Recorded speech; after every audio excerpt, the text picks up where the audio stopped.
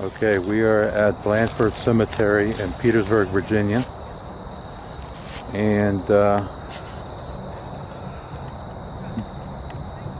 Blandford Cemetery, I believe, Did you have a wife? was here at the earliest grave site is marked as 1702. There's a church on the property that is dated at 1735, and the cemetery is huge, and this is at Petersburg, Virginia, and it's huge. The place is big, and we are in the section where many Confederate soldiers died during the siege of Petersburg. Right now I'm here with Tamara Eastman and Chai Gallahan and my son Ethan, and my son is doing an EVP session behind me, so I'm going to go for a little bit of a walk and see if I can get anything captured on my camcorder.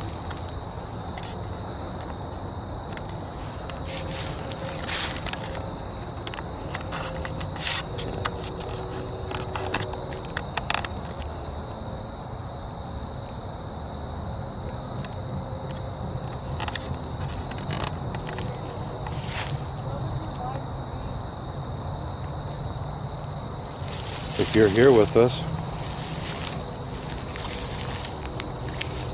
make your presence known. Say hello. Tell me who you are.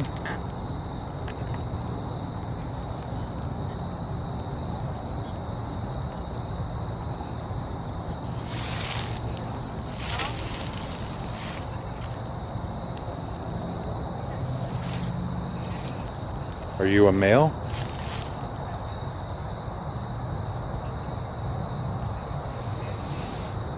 And those are the people that invited me to the special private event. Tamara, Chai, and an acquaintance of theirs.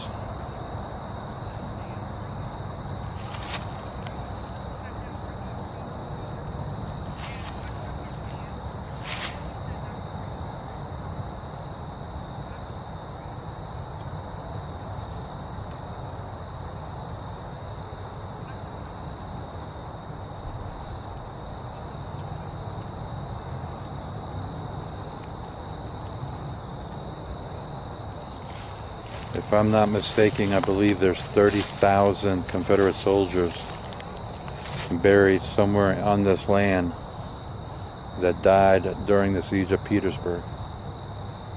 If you are one of those soldiers, let me know.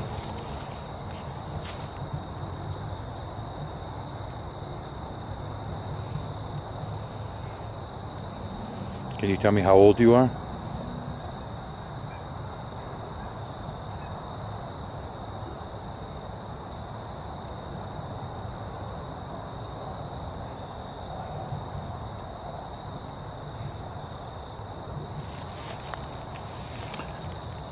They said that one of the groundskeepers saw Confederate soldiers walking around the tree line. So Tamara, tell me about this this site right here. Okay, this is the Kebon family. It is a crypt that goes down in the ground in here, and there are different compartments in here that put all the family members in. One of the family members is Mrs. Ann Kebon, and she died in childbirth, and she and her infant are both buried in here in one of the coffins. Two of the children, because they had a large family, but they were twins. Their names were William and Walter, and both of them went to Virginia Military Institute. One of the kids got kicked out of school. Now, I didn't say it was permanent. He did get expelled for a while for going AWOL. He went on a trip without permission, and the records actually show that he got thrown out. But they both were in Company B here in Petersburg, and they actually fought here in Petersburg. Walter was killed in battle, and William had half his face blown off by gunshot and survived it. Now I want you to picture in those days having half your face blown off, that kind of an injury, and you live and what kind of agonizing pain that you're going to be in. The only treatment that they had for that was to try to keep cleaning the wound and giving him morphine for the pain. Obviously, he had to get out of the military over it. He went into hiding because his face was like Phantom of the Opera, basically. He was ashamed of how his face looked and kept half his face covered. Ended up putting a bullet to his head one day in 1889 and committed suicide. A lot of sad stories happen in this graveyard. A lot of children are buried in here. A little boy who died from meningitis, one of their younger brothers. So many kids and babies and suicides are in this particular grave. Now, for some reason, I remember as a child, and Chai recalls it also, that people kept being drawn to this particular tomb. And teenagers would come here and mess around. And one of the stories was that if you went up and knocked on the door, something would come up the steps and knock back. All right, so I understand you had an experience here? Oh, yes. We had just seen a movie at the Crater 8 Cinema, and my friend Steve and I and a couple of our friends were driving past Blandford Cemetery, and we thought we'd come and look for Kievan's tomb. That's how we pronounced it back then, but it's Kavan, I suppose. But so we came in. They don't close the gates at night, and we didn't realize that it was you weren't supposed to come here after nightfall. But we're driving through the cemetery looking for Kievan's tomb, can't find it. The next thing we know, police lights from 2 different squad cars turn on, and we didn't see those guys approach from anywhere. It's like they just appeared, and it was a little tense at first. They checked our IDs and everything and had told us that some people were coming in and vandalizing the tombstones and pushing them over, and so it was tense. And one of our friends, he broke the ice by saying, "Where's Kievan?" And then the cops sort of lightened up and they smiled and they said, "Hey, we'll show you where Kievan's tomb is." And they took us around through the cemetery and drove us right to here, and then showed us Kievan's tomb. And then he asked us, he says, "Do you want to knock on the door?" And so he went down there and knocked on the door with his flashlight, and nothing happened. And we were disappointed, because we wanted to see something or hear something. And we said, well, we're really disappointed because we were hoping to see some ghosts out here. And then what he does, the cop, he takes his flashlight and he sticks it under his face and he says, "How do you know we're not dead cops?" And we said, "Okay, thanks, officer. We've had enough. We appreciate the tour," and went on our way. So That's kind of cool. All right, we're going to do an EVP session here at the Kavan site. And I believe it's Walter and William. They're 2 of the people in there. Okay. So we're going to attempt a communication by doing an EVP session. So if there's someone here with us, I'd appreciate it if you talk to us this evening. Mr. Kavan, William, and Walter, we're here to talk to you. From what I understand, you've had your family's had a rough life. Can you tell me what happened, how you died?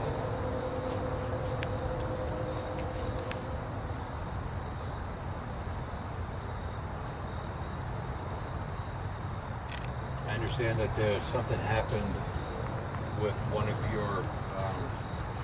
the individuals' faces. Can you tell me what happened? I understand it was pretty dramatic. I understand that you were in a lot of pain. Is that true?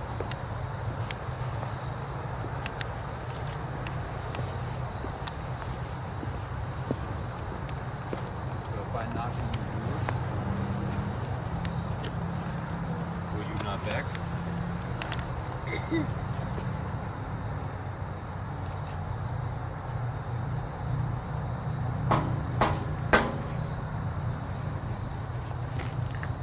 Let us know you're here.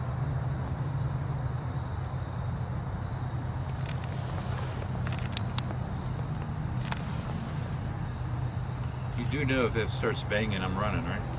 Stand right here. I want to talk to him. you'd be the only one left. Well, I don't want anybody to see what happens what I do to my shorts. That would be funny. Mr. Kavan, William or Walter, how many family members are buried here with you? So they're not talking.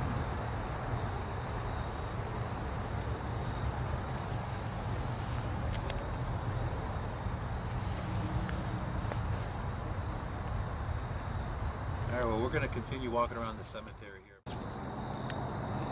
This tomb is from 1848. In fact, if you could, Tim, you could light rays on the side of his face. Yeah, perfect. Okay.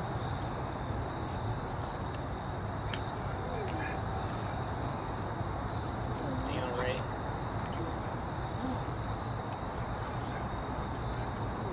Who said that? You heard it. Lindsay said he heard somebody say, "We want to pet the little dog." On the night of July 16th, 1815, a fire broke out in what is now Old Town Petersburg. It burned down 3/4 of the city by the time the fire ended that night. All around this spot right here where you see all this empty space, that is not empty space. There used to be tombstones here. The tombstones have since fallen away, but there's about a dozen people buried here who were killed that night. These are people who died when their homes collapsed. They died in explosions.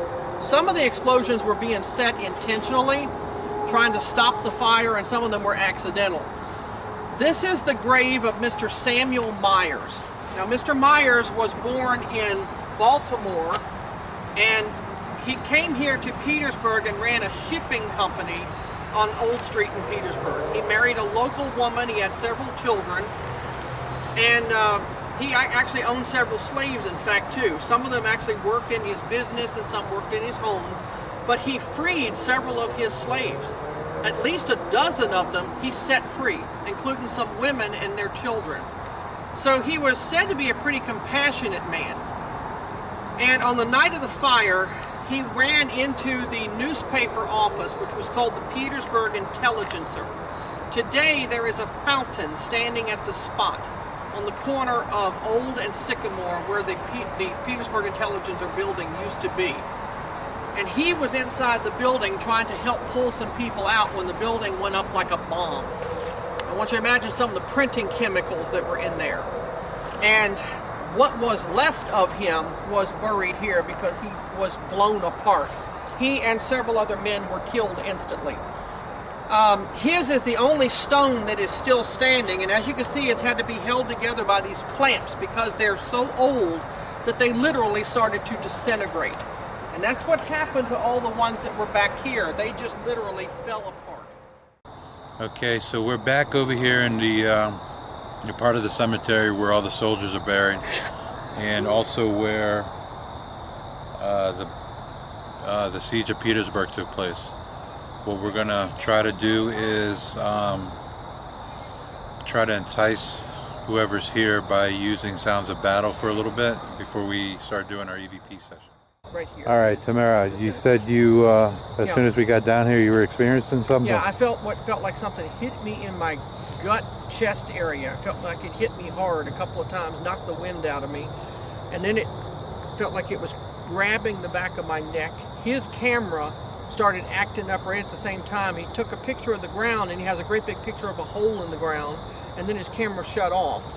Right at the same time we were feeling this. And it's right after I had been messing around and yelling, "There's Yankees coming." And, you know, I was just kind of screwing around, but I wonder if I may have stirred something up. Because I'm feeling shaky right now. Okay. And I'm frozen. All of a sudden, I'm really, really cold, and it's not that cold out here. And I feel like it's 20 degrees out now, and it just hit me all of a sudden where I'm freezing. Okay, well, my camcorder turned off by itself, even though it's got a half a battery left. But before it went off, we were hearing some noise.